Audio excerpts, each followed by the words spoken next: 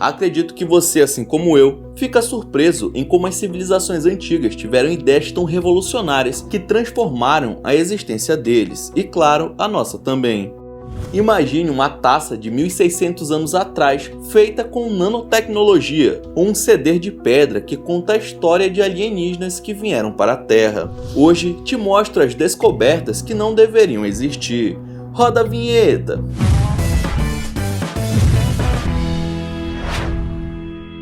E aí pessoas do YouTube, eu me chamo Ronan Santos e se você não veio de outro planeta, deixe seu like e se inscreva no canal para dar uma força, beleza? Ah, e comente aí descoberta que vou dar um coraçãozinho. Então é isso, bora pro vídeo. Você acredita em ET? Diga aí nos comentários, pois se não acredita, vai passar pelo menos desconfiar depois das pedras de Dropa.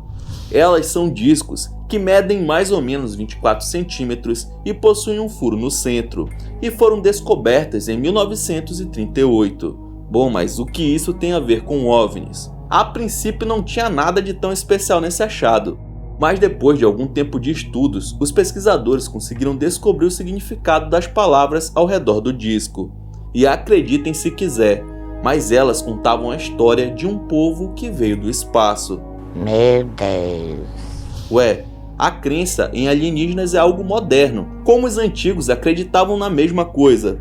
Só se em vez de criar um mito, eles realmente viram os seres de outros planetas frente a frente, e registraram isso nos discos, assim como faziam em pinturas nas paredes. Esses seres não terráqueos teriam vivido nas montanhas onde foram encontrados os discos de pedra. Falando nisso, nesse mesmo local também foram encontrados alguns corpos de seres baixinhos com cabeças grandes, porém a ciência afirmou que eram humanos. Sei. O bizarro é que esse disco tem aproximadamente 12 mil anos. A ideia de uma máquina que consegue trabalhar em nível atômico veio somente no século XIX, com o físico e matemático James Clerk. Mais tarde, a sua ideia maluca recebeu o nome de nanotecnologia. E se eu te falasse que os romanos tinham esse conhecimento há mais de 1600 anos atrás, você acreditaria? A taça de Licurgo, criada na Roma Antiga há milhares de anos atrás, muda de cor de acordo com o líquido que é colocado dentro dela. Além disso, quando o objeto é iluminado pela frente, tem a cor verde, mas quando iluminado por trás, a cor parece ser vermelha. Não estou acreditando no que eu estou vendo, viu? Até hoje não descobriram ao certo como ela funciona. O que se sabe é que ela possui esses circuitos criados com nanopartículas de ouro e também de prata. Essa imagem está sendo ampliada em 2.400 vezes. Agora me diz como de acho conseguiram fazer algo assim no passado, se nem microscópio eles tinham. Definitivamente esse objeto não deveria existir. Para descobrir tudo isso, os pesquisadores precisaram quebrar partes da taça e analisar os pedaços. Nela continha partículas tão pequenas que seria preciso 1000 delas para alcançar o diâmetro de 1 grão de sal refinado. Para se ter uma ideia, tais partículas tinham 50 nanômetros de diâmetro, o que faz dos antigos romanos os pioneiros da nanotecnologia. Maluco, que parada bizarra! Imagine um povo que viveu milhares de anos atrás ter aviões de ouro como peça de decoração. Nem preciso dizer que isso seria impossível, sendo que o primeiro avião foi feito em 1903. É realmente impressionante como as civilizações antigas conseguiram fazer o tipo de coisa que eu vou te mostrar agora. Os chamados artefatos de Quimbaya são pequenos aviões criados pelos povos incas. Essas figuras têm cerca de 5 centímetros de comprimento e foram deixadas nas sepulturas dos chefes desses povos, lá no ano de 500 d.C.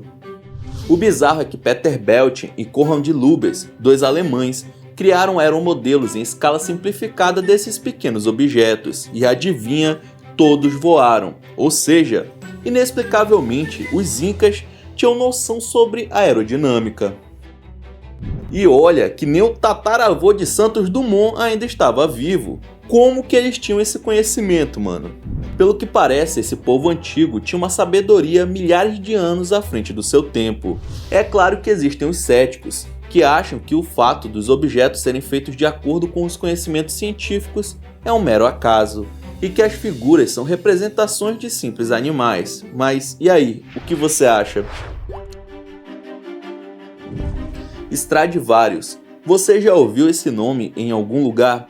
Se trata de alguns violinos que estão entre os mais raros e apreciados do mundo inteiro. Esses violinos foram feitos pelo famoso luthier Antonio Stradivari, lá entre os séculos 17 e 18, e hoje só existem 600 deles no mundo. O estranho de tudo é que mesmo na atualidade, com as tecnologias que temos, ninguém consegue fazer um instrumento como esse. Os Stradivarius são considerados os melhores violinos já feitos, por isso são tão raros. Sua fabricação era um segredo de família que simplesmente se perdeu com o tempo. Muitos especialistas, cientistas e até mesmo supercomputadores foram usados para tentar replicá-los, mas não conseguiram. O som de um Stradivarius não se compara com nenhum outro, sendo essa uma tecnologia perdida.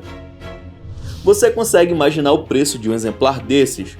Um violino Stradivarius está avaliado em 45 milhões de dólares. É o quê?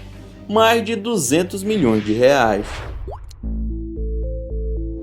As espadas de Ulfbert são quase lendárias entre os conhecedores de metalurgia e armas medievais. Elas foram forjadas com um metal tão puro, mas tão puro, que mesmo hoje surpreendem os arqueólogos e deixam os especialistas sem palavras. Para se ter uma ideia, a tecnologia necessária para criar um metal com tamanha qualidade só estaria disponível 800 anos mais tarde, durante a Revolução Industrial. Como os vikings, com sua tecnologia limitada, conseguiram criar algo tão surpreendente?